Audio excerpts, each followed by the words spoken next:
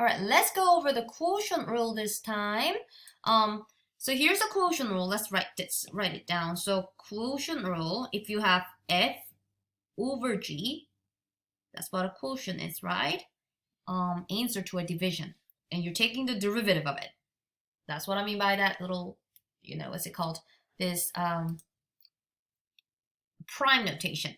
So if you're taking the derivative of a quotient, it's going to be a quotient. The answer is going to be a quotient.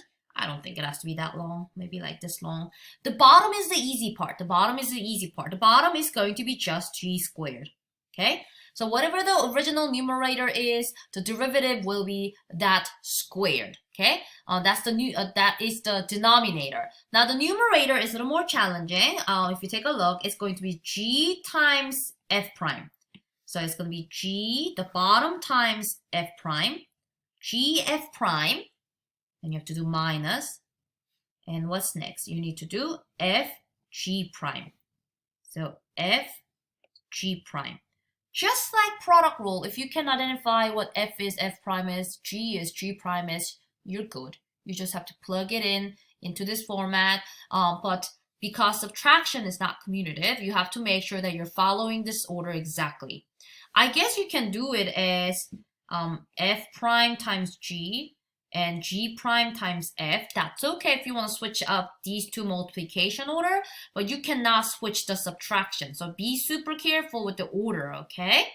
All right, so that is the quotient rule that I will be using in this video. And I will try to write it down every time I see a quotient rule problem, okay? Okay, so the first problem is a quotient. It said find f dy dx first by using the quotient rule and simplifying, and then by simplifying the function before differentiating. Okay, so let's do the quotient rule method first. Quotient rule. Then I need to identify my f's and g's. So f is going to be the top of the fraction, the numerator, x squared plus 4x plus 3. That is the top of the fraction, right? I will need to find f prime. What is the derivative of x squared plus 4x plus 3? That will be 2x plus 4. And 3 will just give us 0, so that's enough. All right, let's write down the g, which is the bottom of the fraction, the denominator, which is x plus 1. X plus 1. Let's go ahead and find the derivative of this. Derivative of x is 1. Derivative of 1 is 0. So that's it. I got all the pieces ready. I called it quotient rule, but I'm going to use the quotient rule method on this section. And now these four, they're not quotient rule yet. These are just little pieces that I'm planning on using on my quotient rule. Just like how I identify my m, x1, and y1 whenever I'm writing point slope form, right? All right, so here's the quotient rule. Real quick, let me write down the quotient rule. Y prime is going to be gf prime minus fg prime divided by g squared. Okay, you say it so many times you will be able to memorize it. All right, let's go ahead and put it together. So what is the first thing I need? I need g.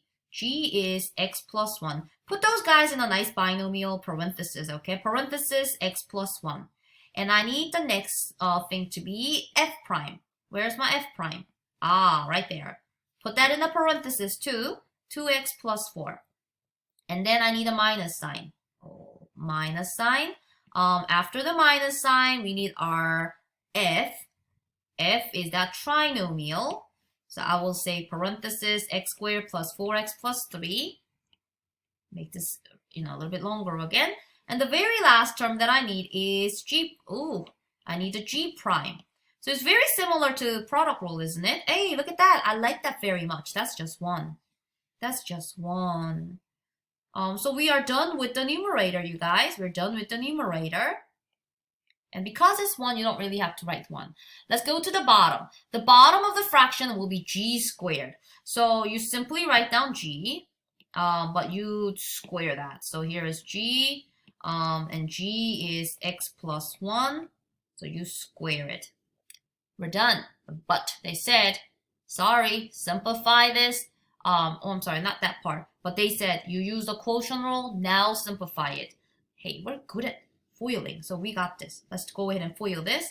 The numerator, if I FOIL this and distribute the 1, it's going to multiply out to be 2x squared plus 4x plus 2x plus 4 minus x squared. But hold on a second. I'm going to slow down a little bit.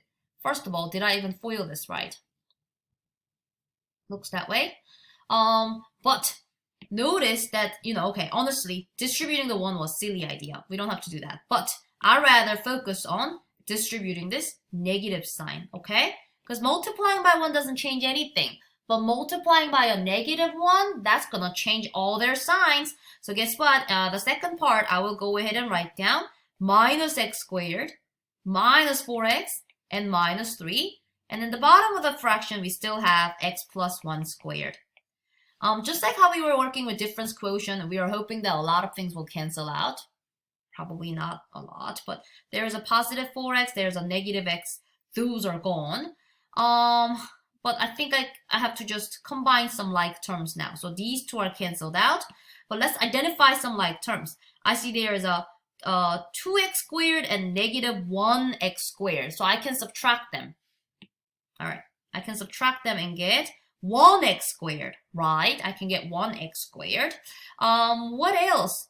The next term is just a linear term. I see there's a plus 2x, but plus 2x doesn't have any like terms, but I see there's a positive 4 and a negative 3. If I combine those two constants, I will get plus 1. Okay? Now, the bottom of the fraction, I don't usually do this, but let me actually multiply this out. What is x plus 1 squared? That's going to be, if you expand it out, it's easy to see that we're FOILing this. X squared plus x plus 1, which gives us x squared plus 2x plus 1. Let me write this down in the bottom of the fraction. X squared plus 2x plus 1. Oh, look at that! What do we have over here? Once I multiplied out the denominator, it is clear to me that the numerator and the denominators are exactly the same. So what is anything divided by itself? 1. Derivative is 1, but I don't think this was the most efficient method to find the derivative because it was kind of a lot. So guess what? Maybe we can try to do the other way around. They said, try a different way. They said, how about second method, you simplify the function before you differentiate. I'm almost out of room, so how about I just try to cut a little corner over here and I'll do that method. So the function is y equals x squared plus 4x. Oh, x squared plus 4x plus 3 all over x plus 1. Hey, I'll ignore it. It's the school, I hope they are not closed again. So this is the function. Let us simplify this first. And by simplifying, did you notice that the numerator is factorable? I can factor the numerator. This will not happen all the time, but this specific problem that I had on your notes, is actually factorable. If I can factor that, I can see that the common factor x plus 1s will cancel out. That means y is equal to simply x plus 3. So if you take the derivative of that, it's much easier. Derivative of x is 1. Derivative of 3 is 0. Therefore, the final answer is just 1. And you may be thinking, then why do we have to use this quotient rule and do all that mess? Because let me tell you, you don't always get to simplify like this. This doesn't happen often. So examples like the one that I'm about to show you, they're not all going to be factorable, or they're not going to be like any more simplifiable. I don't know if that's even a word, but if they're not like getting simplified any further, quotient rule is the only option. And later on, I will talk about how we can just try to rewrite some stuff so that we don't have to use this quotient rule, but we should get some good amount of practice on this. So let's take a look at a couple more examples. Example number 4 and maybe 5. My little daughter is sleeping on my lap, so this is good. I may get to record a little bit longer video. Let's see. Differentiate using the quotient rule. So I will write down the quotient rule here, okay?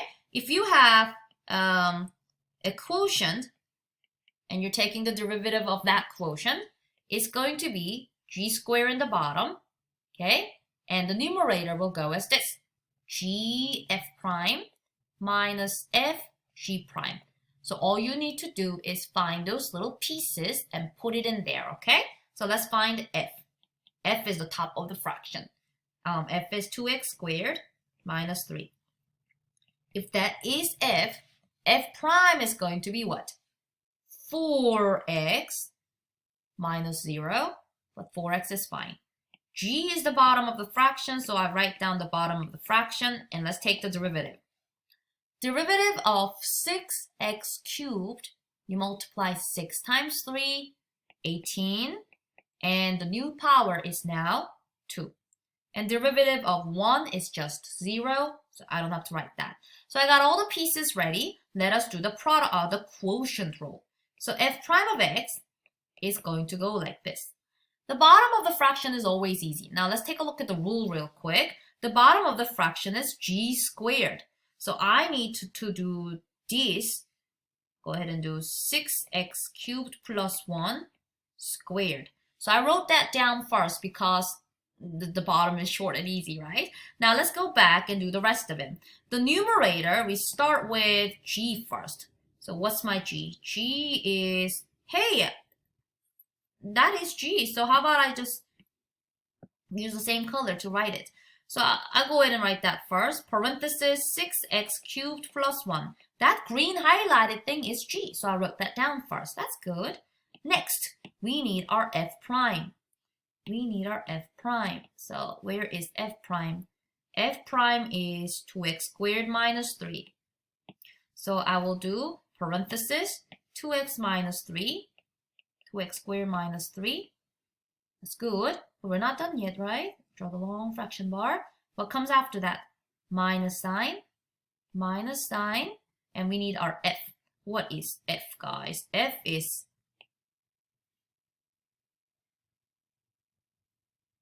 oh, crap. You see I made a mistake, right? I made a mistake. Let me go back a couple steps. But how did I notice it? Because I saw that I already have a color on the thing that I shouldn't have. Sorry, I'm going back a couple steps. Sorry to confuse you terribly. But f prime was not that. F prime is 4x. Vivian and you guys are probably like, oh, that's not right. Yeah, I was wrong. But I'm so glad I caught that mistake. So that will be 4x right over there. And then minus. Unfortunately, I don't know how to edit videos, so all my raw mistakes and all my silliness will be online forever. Okay, so what's next? I need to now do f. Okay, now f is this. Parenthesis 2x squared minus 3. And then lastly, I need to do g prime. G prime is 18x squared. Okay, you will not have to, usually you leave the denominator alone. You don't have to simplify it. But numerator, we will simplify it. So distribute. But notice we are going to also remember this is a negative. So let's go ahead and distribute and simplify the numerator. F prime of x equals 6x cubed plus 1 squared. In the denominator, and if I multiply that 4x, I'm going to get 24x to the 4th power plus 4x, right? And I'm going to try to multiply not 18x, but negative 18x squared, so that I can take care of those at the same time. That's the first term will be 2 times 18 is minus 36x to the 4th power, right? Because I multiply x squared and x squared, that turns into x to the 4th power. And now the next term, I need to do negative times negative, so that will be positive. And 18 times 3 is 54. I'm like half brain dead right now, guys. 54x squared. We are doing good. We are doing good. We're going to finish this problem. Okay, so let's see if there's any like terms. I have this term and this term. And I see there is also a, that's it. Just the 4th degree term. So f prime of x is equal to negative 12x to the fourth power plus 54x squared plus 4x. Just writing it in standard form, you know. And then the denominator, I do not have to FOIL this out unless you really want to. So that is it, that is it. That is how we find the derivative of a quotient function, a rational function, by using the quotient rule. I still feel bad about making that mistake on that first piece, first step, but how about we look at another one similar to this, okay? Guys, I need more caffeine.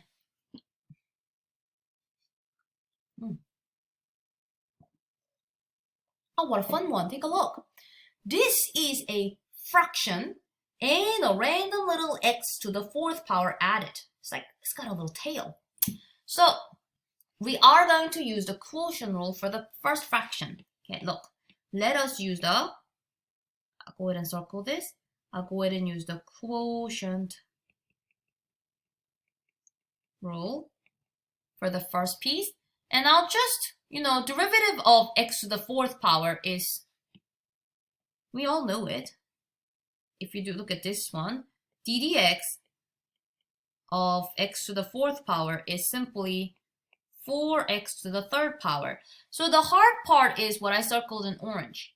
Figuring out the derivative of that fraction, that rational expression using the quotient rule. And after we find that answer, let's just add 4x cubed next to it. Okay? So that's the plan. Okay.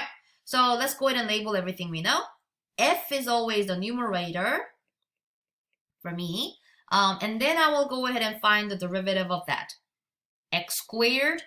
The derivative of x squared is 2x.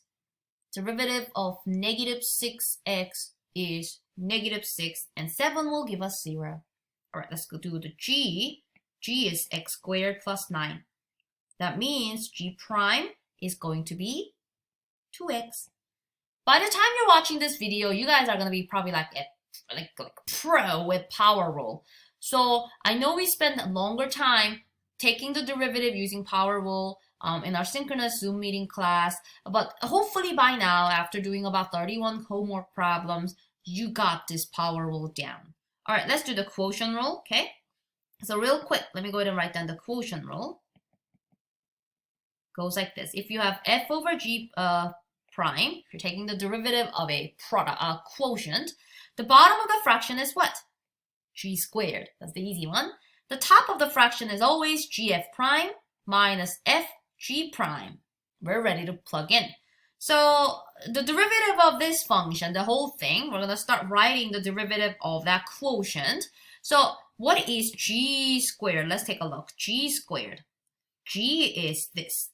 So I'll go ahead and say parenthesis x squared plus 9 squared. So we're good for the denominator. Now let's go to the numerator. Write down that g first. X squared plus 9. And then right next to it, I need to put f prime. This is where I messed up last time. Oh no, I'm not going to mess up this time. Here's my f prime. So I'll say 2x minus 6 with confidence. Long line. Let's do the minus sign. Okay, what's next? I need my f next to it. F is a trinomial. X squared plus 6x plus 7. And lastly, what do I need? The very last one I need is this x, the g prime. And g prime is just 2x. Okay. Remember that derivative of x to the 4 that was getting added, like a little tail that we had? So technically, I still need to write down plus 4x cubed. Technically, I still need to just add that little tail. But now what I'm going to do is I'm going to go ahead and simplify this numerator a little bit, okay? For you and distribute. And remember that the sign of the 2x, we're going to treat it as a negative 2x, okay? So let's go ahead and do some work on the numerator, f prime of x. So this is why you need some strong algebra skill, okay? We're going to have 2x to the third power minus 6x squared plus 18x minus 54.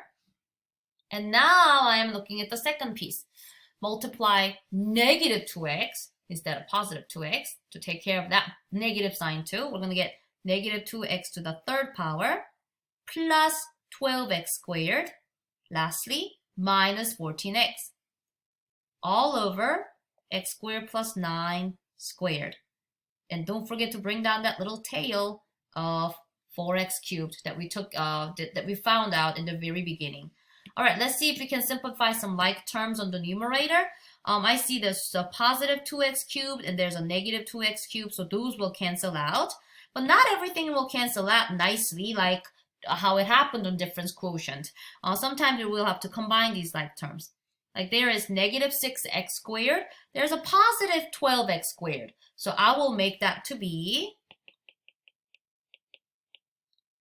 positive 6x squared. Okay? What's the linear term doing? Linear terms are 18x and there is negative 14x. If you combine 18 minus 14, you get positive 4. Positive 4x. And then the last one I see is the constant, the minus 54 all alone. Let's just bring it down.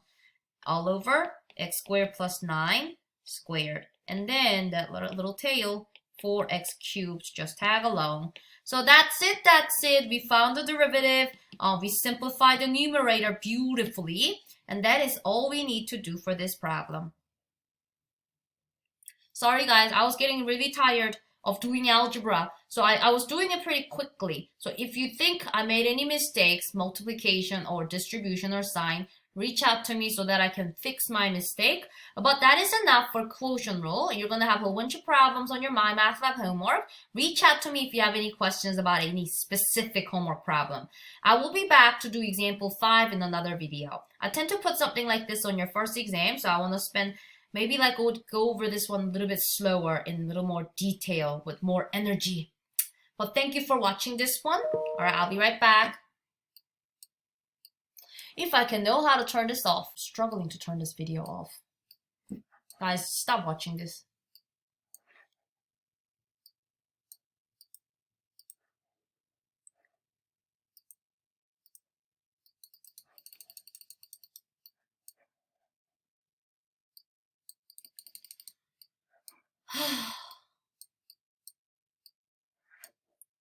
How do I stop it? What is going on?